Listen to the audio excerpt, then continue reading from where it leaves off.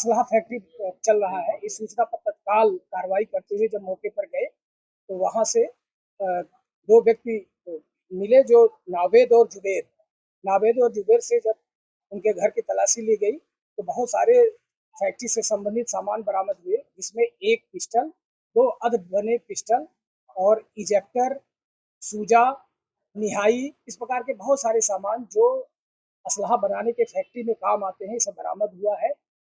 उनसे जब कड़ाई से पूछताछ की गई तो उनके द्वारा ये भी बताया गया कि फर्रो और सावेज दो ऐसे व्यक्ति हैं जो इस जब बनने के बाद ये विभिन्न स्थानों पर उनकी सप्लाई करते थे। उनको वांछित किया गया है, मुकदमा पंजीकृत करके उनको रिमांड के लिए भेजा गया है। और अब इनसे जो दो व्यक्ति जो इसकी सप्लाई करते थे, उनकी गिरफ्तारी करने के उपरांत उनसे अन्य चीज़ों के बारे में पता किया जाएगा कि ये कहाँ-कहाँ लेके जाते थे, कौन इसमें इन्वॉल्व है, इनके पीछे और कौन है।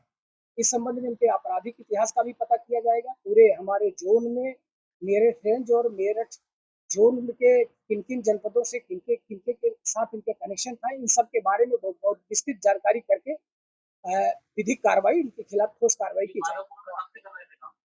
अभी जो जानकारी मिली है, ये करीब 2 महीने से एक प्रक्रिया जारी था। अब ये भी पता किया जाएगा जो वांछित है उनसे कि ये कितने दिनों से कर रहे हैं, कि स्थान बदल-बदल के भी कर रहे होंगे। इन सब के बारे में विस्तृत जानकारी करके और इनके खिलाफ कठोर कार्रवाई की जाएगी।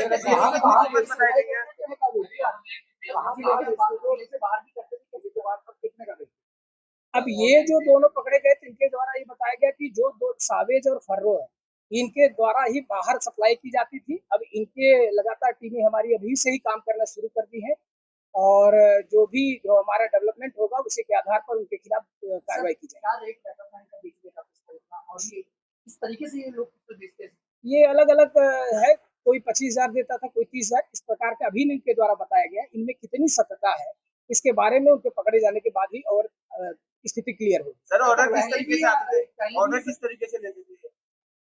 अब ऑर्डर के बारे में इनका ये कहना है कि वो ऑर्डर वही लेकर के जाते थे, वो किस माध्यम से लेके जाते थे, ये सारी चीजें जब उनके पकड़े जाने पर ही स्थिति स्पष्ट होगी। हाँ, इसके पहले परवेज इसका जावेद का आपराधिक इतिहास 2024 का भी है और मोहम्मद जुबेर का भी है। इनके अन्य आपराधिक इतिहास के बारे में जनपद मेरठ के डीसीआरबी और अपने रेंज के सारे और जोन के सारे स्थिति से इनका पता किया जाएगा सीसीटीवी से कि कहां-कहां इनके द्वारा अपराध किया गया है और इस तदनुसार अग्रिम कार्रवाई की जाएगी।